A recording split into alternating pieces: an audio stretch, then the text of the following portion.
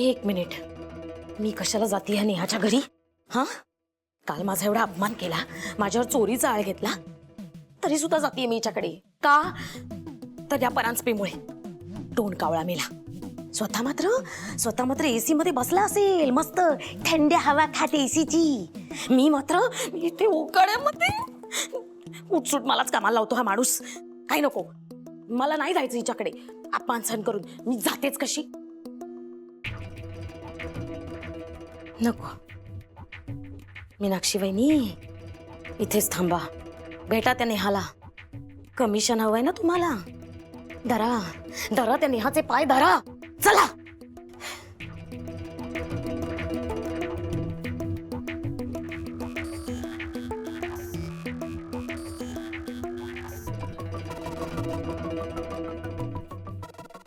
अरे वहिनी, तू इथे आता? हो, मी येणारच नव्हते. तू माझ्यावर चोरीचा आळ घेतला होतास, माझा अपमान केला होतास, म्हणून मला यायचं नव्हतंच. वहिनी, मला खरंच असं नव्हतं म्हणायचं.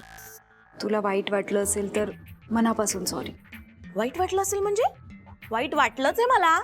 आणि काय ग, मी आता तुझ्या समोर उभी आहे म्हणून माझ्या तोंडावर माझी माफी मागतेस का? फोन करून नाही माफी मागावीशी वाटली तुला? तुम्हा दोघींना काही वाटो ना वाटो, पण मला मात्र तुमच्या दोघींबद्दल वाटतं ना, म्हणून मी सारखी सारखी येत असते इकडे. बरं ते जाऊ दे, ती अंगठी मिळाली का तुला? नाही मिळाली. बरं आले तर जर पाणी विचार. हो. एक काम कर ना, हिच्या वॉटर बॉटलमध्ये पाणी आहे ना, तेच दे, तेच पिऊन घेते. थँक्यू गा.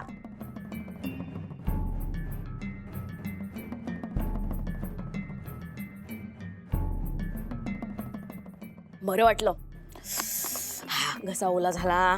वहिनी, तुझ्या खूप ओळखी आहेत ना, मला मदत हवी होती. ए बाई, पैसे वगैरे मागू नकोस माझ्याकडे. मी तुला काही तसली मदत करू शकणार नाही, म्हणजे माझ्याच्याने ते काही जमायचं नाही. नाही नाही, मला पैसे नको आहेत वहिनी, म्हणजे पैशांची गरज आहे म्हणून मदत हवी आहे. कुठेतरी बघ ना, काम मिळेल का? म्हणजे मी ऑफिस नंतर पार्ट टाइम करीन, म्हणजे तेवढेच पैसे मिळतील. मग बघेन मी तुझ्यासाठी नोकरी. पण काय ग, मला सांग, तू असं किती दिवस हाल काढणार आहेस? किती दिवस याची फरफट करणार आहेस?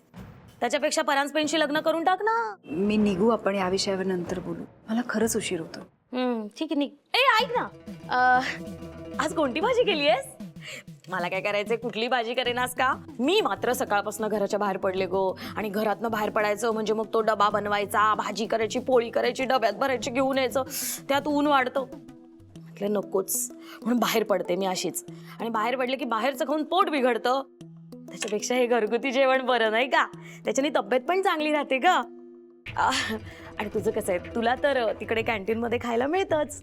मी बघितलेलं तुझं कॅन्टीन खूप मस्त आहे ग. तिथे सगळं मिळतं, मग तुझी काय सोय होते, हो की नाही? मी हा डबा घेऊन जाते. हा, चल बाय, येते. चल बाळा, मी निघू. आई, ही मामी अशी काय?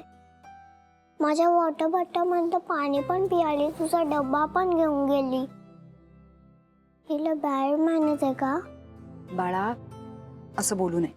त्या मोठ्या आहेत ना, हे घे तुझा काकूंकडे. गुड कर, मी येते. हा, बाय राजा. वा.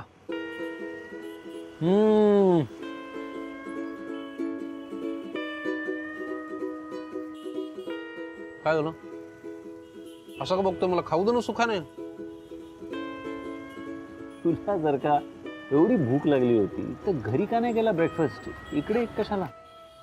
काय यश, आपल्या घरी ना सगळं हेल्दी असतं. मला ते रोज रोज खाऊन कंटाळा येतो. कधीतरी असं छान बाहेर पडलं, असं बाहेरचं खाल्लं की माझ्या अंगाला ते लागतं. तुला खायचंय? वेटर. नाही, मला काही नकोय, रिलॅक्स. अहो सर, खा ना. असंही तुम्हाला अशा ठिकाणी येण्याची, बाहेरचं खाण्याची आता सवय झाली आहे डबेवालीमुळे.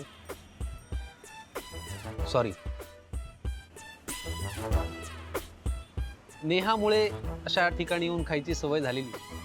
चक्क तू डबेवाली बोलल्यानंतर सॉरी म्हणतोय, कसं काय?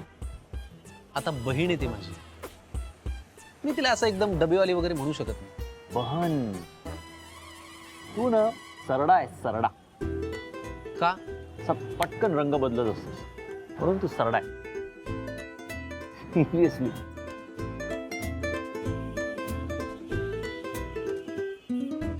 अहो आपण बिल दिले ना, मग वेगळ्याने टिप कशासाठी? अगं असू दे ग. काही गरज नाहीये, मी बरोबर सांगते. काय झालं हसायला? हे शेजारच्या टेबलवर हे जोडपं बसलं. हात नको दाखवू असा. Bad manners. तेच तर ते जे पुरुष होते त्यांनी टिप म्हणून काही पैसे ठेवले.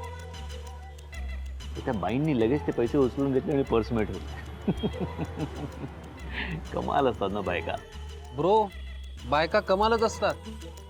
त्या अशा काडी काडी जमून संसार करतात ना, म्हणून पुरुषांचं फावतं. तिने पैसे परत घेतले ना, पक्की गृहिणी असणार ती, म्हणून घेतले. तू तुझ्या अवतीभोवती बघ ना, अशा खूप जणी असतील ज्या अशा पै पै जमून संसार उत्तम करतायत. नाही ना, तुला ते आत्ता नाही कळायचं. जेव्हा तुझा संसार सुरू होईल ना, तेव्हा तुला कळेल. आणि तू 50 वेळेला संसारात पडलास म्हणून तुला हे सगळं माहिती आहे. करेक्ट? बरोबर बोलतो मी. तू सरडाच आहेस. अरे का? आत्ता परवापर्यंत म्हणत होतास की मुली कशा मुलांना झुलवतात, त्यांचा फायदा उठवतात. मैंने बोला था चालू होतं आणि आता लगेच पलटी. अरे तब मैंने वो बोला था, अब मैं ये बोल रहा हूँ. सर डी किती झाले? 175. हे 200 25 आणून द्या. राहू दे ते पैसे. अरे 25 रुपये. तुला काही काडी काडी जमून संसार वगैरे करायचा नाही. You forgotten all etiquette. चल, झालं असेल खाऊन तर, नाही तर घेऊन चल. आज खूप उशीर झालाय. आता घारतोंडे सर पुन्हा ओरडतील.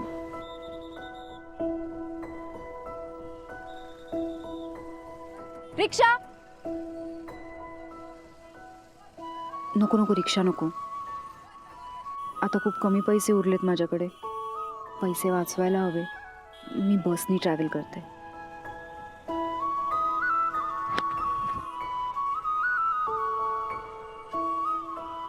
चपलेलाही आत्ताच तुटायला हवं होतं. ते उशीर झालाय, आणखीन उशीर.